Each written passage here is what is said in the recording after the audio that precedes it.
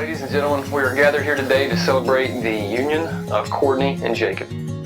Jacob, I'm so happy today. We've both been waiting for is finally here. You've stood by me through so much, and you've believed in me in times I didn't believe in myself. I knew God had sent me the man I was going to marry one day.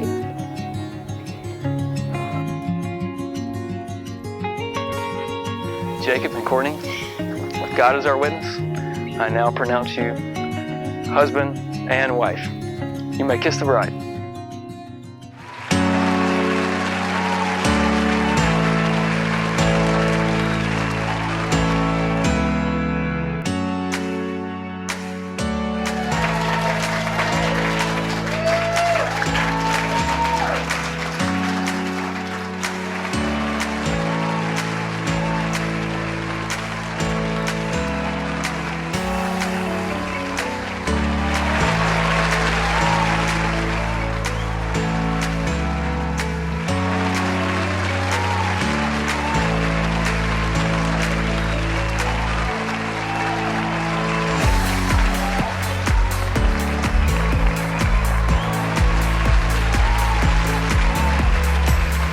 I've loved you since the day I first met you.